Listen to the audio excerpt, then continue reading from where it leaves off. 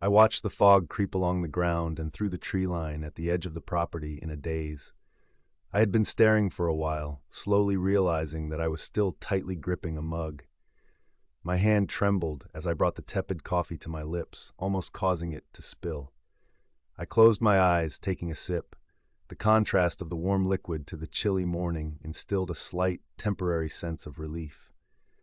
As I opened my eyes, the feelings of fear and uneasiness began to reemerge.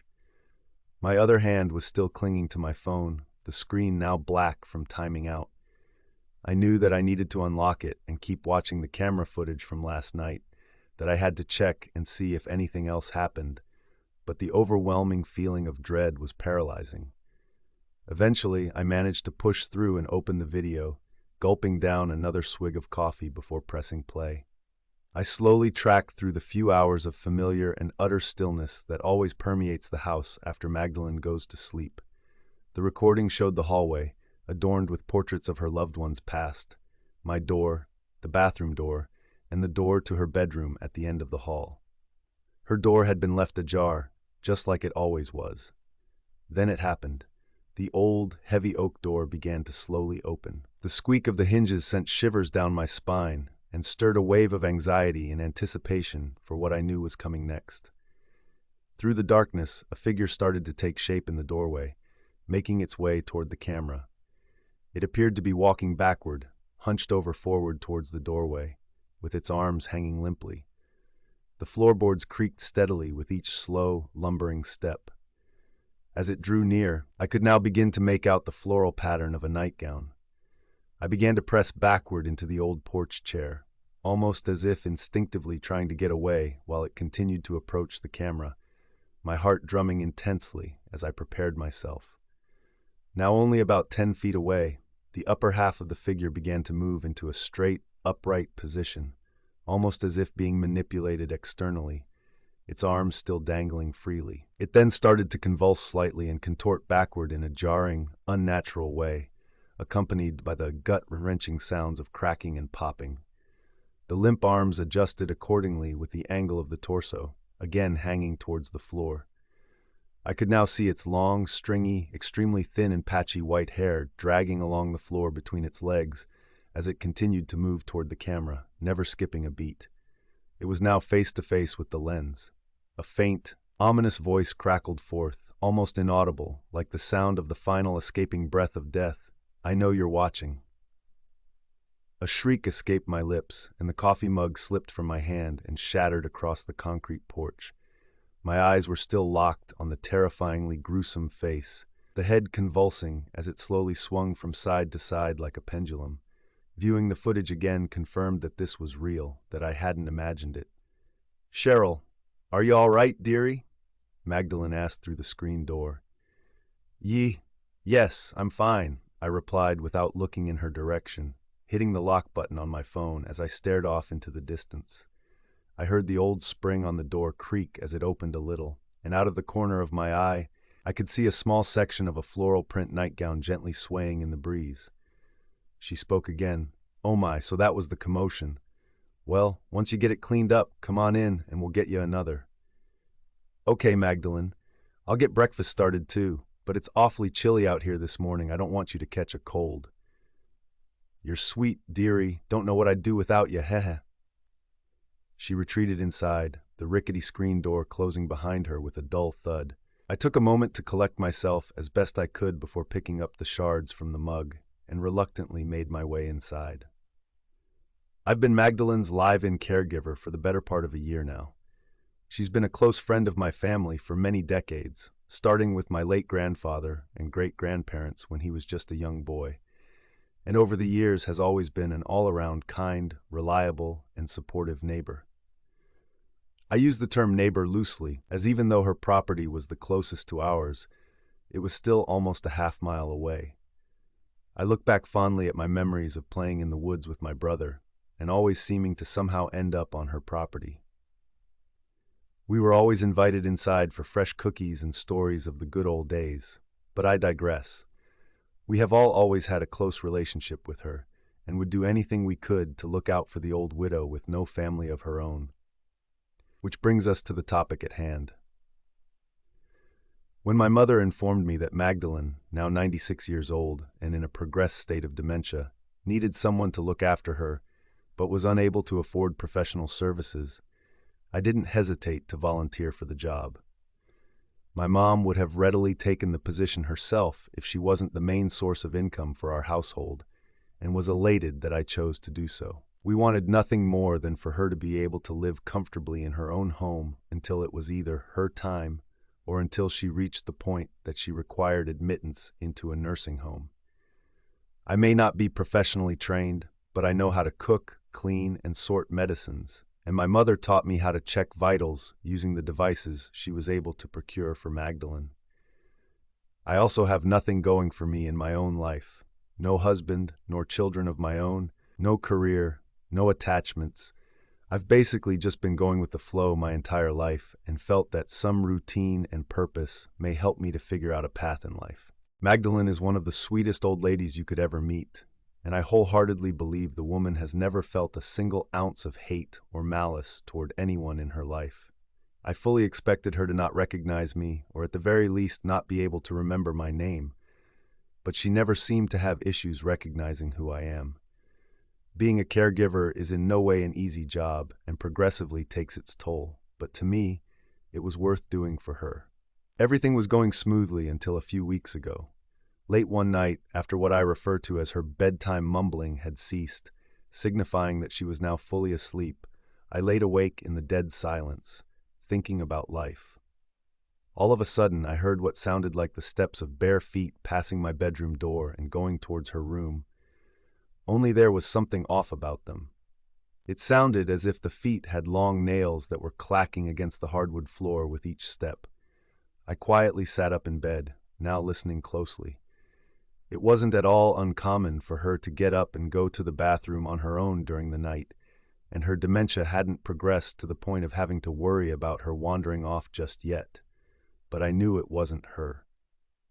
Not only had I not heard her get up and leave her room, the creaky door as well as dragging her feet always being dead giveaways, but I also had just clipped and painted both her finger and toenails earlier that day. The footsteps approached the door to her room and were followed promptly by the sound of her door creaking open. I was slightly startled, but admittedly I was also curious and obligated to investigate. I slowly moved the thick handmade quilt to the side and quietly crept towards my bedroom door, placing my ear against it in an attempt to better hear whatever may be happening on the other side. Silence. Utter stillness. There was no doubt in my mind that whoever was walking around was still standing in that doorway, as I hadn't heard any more footsteps after the door opened, nor the sound of Magdalene getting back into bed. I hesitantly wrapped my hand around the doorknob and began to turn it, trying my best to not make a sound. After opening the door just a crack, I peered out into the darkness towards her bedroom. Against the pale light of the moon, beaming in through the gap in the curtains adorning her old bay-style window, I could make out what appeared to be the silhouette of a tall, brooding figure, stooping down as if looking at Magdalene. Her bed was situated beneath the window, with the headboard against the adjacent wall. The shape wasn't beside her bed, nor was it on it. It appeared to be hovering above Magdalene. I could see her laying there in bed, still sleeping. "Everything all right, dearie?" I heard Magdalene call out, followed instantly by the click of the lamp on her nightstand turning on. I couldn't believe my eyes. There was Magdalene, now sitting straight up in her bed, her eyes locked onto mine as if she had been awake and watching me the entire time. The silhouette seemed to have disappeared. I stared at her for a moment, mouth agape, before finally responding, "Oh, yes, everything is fine. I thought you were asleep. I was just checking on you." Magdalene smiled, that same genuine smile that never faltered even without her dentures in. "I'm quite all right. Don't you worry. You better go on and get yourself to bed. I'ma do the same, heh." "All right, good night, Magdalene." "Good night, dear." She turned off her light and laid back down as if nothing had happened. As for me, I returned to my room and tried to reason away what I had just witnessed as my tired mind playing tricks on me. A few days of the typical routine of housework, doing checkups and answering Magdalene's repetitive questions, passed without anything strange or noteworthy occurring. That is, until the night before my mother was due to stop by for a check-in. I had put Magdalene down for bed a few hours prior to this occurrence. Her nighttime mumbling had already ceased, and I was finally at ease enough to call it a night myself. That's when I heard it, the sound of her mattress squeaking and bare feet hitting the hardwood, shifting under the weight. This, of course, roused my awareness, and I began listening intently. Those footsteps, I recognized the sound. Not only were they Magdalene's lumbering steps, but they were accompanied by that same sound of long nails striking the floor. I sat straight up in bed as quietly as I could, a sense of uneasiness beginning to overtake my body. I heard the old oak door creak open, and now the footsteps were steadily coming closer, closer and closer still, until they stopped right outside of my bedroom door. My eyes wide, ears sharp, I took in a breath and held it, listening intently for any noise that may pierce the now dreadful silence. I was waiting for what felt close to an hour when all of a sudden, tap, tap, tap.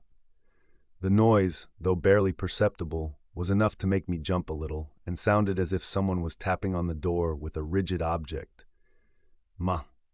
Magdalene? I finally managed to call out through the darkness, but there was no response. Tap, tap. I didn't know what to think or what to do.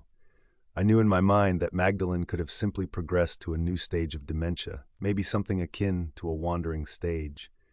I've been told that the condition of individuals with dementia can change suddenly, even overnight in some cases, but the anxiety that was now beginning to afflict my body would not allow me to investigate. So I continued to listen, and that's when a new sound emerged. Mumbling. It was reminiscent of her bedtime mumbling, though something seemed off about it. Normally I could make out a few of her murmurings here and there, but now, even though she was just on the other side of the door, I couldn't make heads or tails of it. It was more difficult to discern than her speech when she was laying in bed, further away. Tap! Tap! Tap!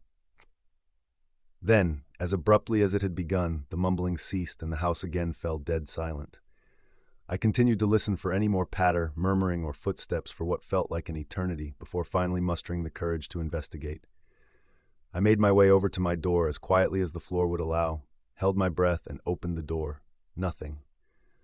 All that was looking back at me from that hallway were the faded old portraits. I stuck my head out and looked towards Magdalene's doorway, which had been left wide open, and there in the bed was Magdalene.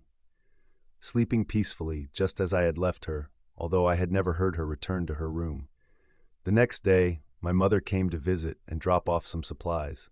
Magdalene had just laid down for a nap a couple of hours prior, so we decided to have some coffee on the porch to avoid disturbing her. "Everything all right, Cheryl? You look exhausted, baby?" my mother asked, bringing her mug up to her mouth. "Yeah, just tired, I guess. You know, it hasn't exactly been easy, but it could be much more difficult. I think that Magdalene may be getting worse. I fear she may have started the wandering phase last night." "Really?" "Yes. Sometimes she'll get up to go to the bathroom, then go right back to bed, but that's not what happened. I heard her moving about after bedtime. Luckily, she didn't go too far. She stood outside of my door for a while, murmuring to herself, then eventually went back to bed. Ah, the poor thing. I know it's hard watching this happen to someone so dear to us, but you're doing a good thing here, and I know she appreciates everything you do for her." "Yeah, I know. But what can we do about the wandering? What if I'm asleep when it happens?" Mom finished her coffee, gently sitting the mug down on the old rusty table situated between us. "I think I have an idea. Tripwires and tin cans," I replied jokingly. "Haha, don't be silly. No, I think I'll order you 2 of those motion cameras, like the ones we have outside to keep watch on the chickens, and you can set them up in the house at night before bed. That way, she'll never even know that they're there, and it won't disrupt her routine." "That is a good idea, Mom, but there's one problem. Magdalene doesn't have Wi-Fi." "You won't need it.